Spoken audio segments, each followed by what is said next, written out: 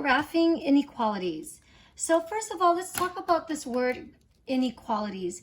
Inequalities, the root word is unequal or unequal, right? So unequal or unequal means not equal. So instead of having an equation where you have an equal sign, you're going to have something that's either less than, greater than, less than or equal to, and greater than or equal to. So these are the signs that, the symbols that show that you're dealing with an inequality. So it's not an equation, but it's an inequality. And now they want us to graph it. So here in this problem here, y is greater than or equal to negative 5x minus 4. What are the values where this will be a true statement? So the values that will make this true will not just be 1 point, like you have for an equation, but it'll be a multitude of points. So what are all the numbers that'll make this true? And there'll be a lot of numbers. So what we do is we graph the answer. So first of all, in this problem, we have y. So I'm going to put an example here. Y is greater than or equal to negative 5x minus 4. This is our example. So the first step that we're going to do is we're going to temporarily think about this as though it was an equation. So if it was an equation, you would kind of think of it as y is equal to negative 5x minus 4. And you would graph that equation. Do we know how to graph a linear equation? Yes, we do. We just did it in the previous chapter. So again, this is why I emphasize that math builds upon itself. So here, I'm going to graph this equation. This is in slope-intercept form already for us, so it's done a little bit easier for us. So I notice that the slope is negative 5. So here, slope is negative 5, or you can write it as negative 5 over 1. And then the b, or the slope-intercept, b is the slope-intercept, is negative 4. So when you graph something like this, you start with the slope-intercept, negative 4, which is right here. Okay?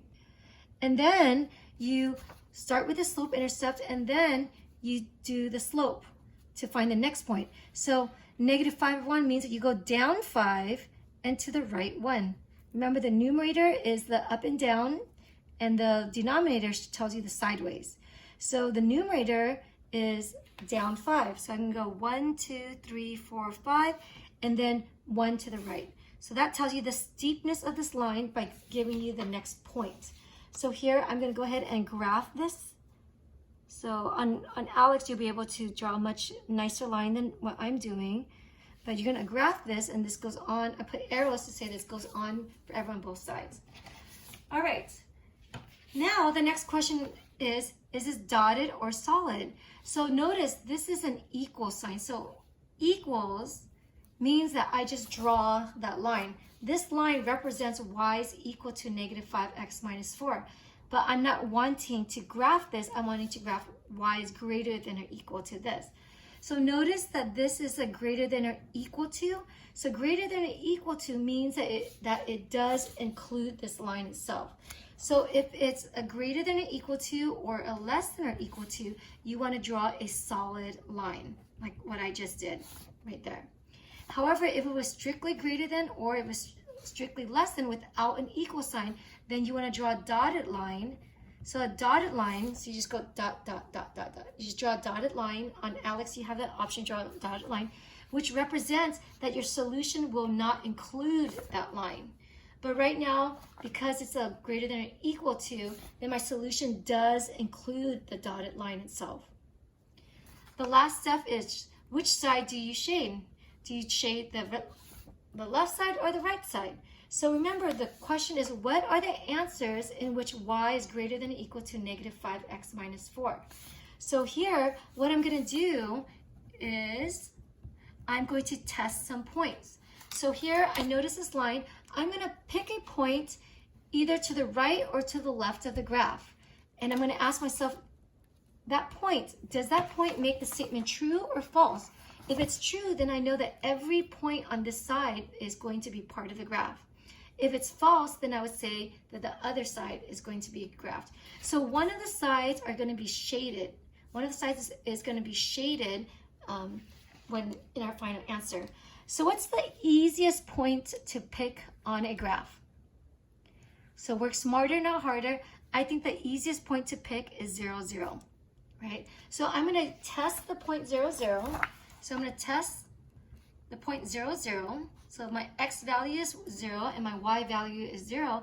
And I'm going to plug it in here and I'm going to ask myself, is this a true or false statement? Is 0, 0 a solution of this inequality?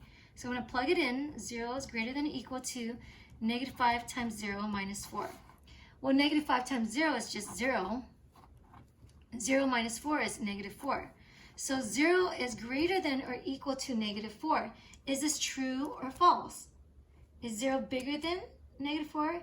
Yes, it is. So the answer is true. So 0 is greater than or equal to negative 4. So therefore, I know that 0, 0 is indeed a solution to this inequality. And because 0, 0 was on the right side of this line, you can, so what I'm going to do is I'm going to shade, again on Alex, you have an option to shade. I'm going to shade everything on the right side of this line to signify that everything on the right side of this line is a solution here.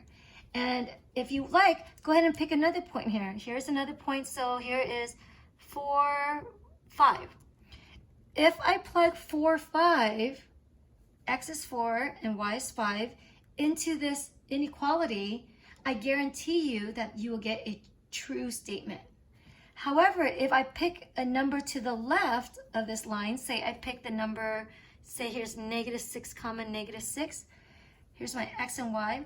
If I plug negative 6 and negative 6 into this inequality, you're going to get a false inequality. It will be a false statement, and you know that this is not part of the solution. Right? So I'm not going to do that for the sake of time, but you could test it to see what it is. So that's what I mean when I say test points. I only use one point to test, but you could test multiple points if you like.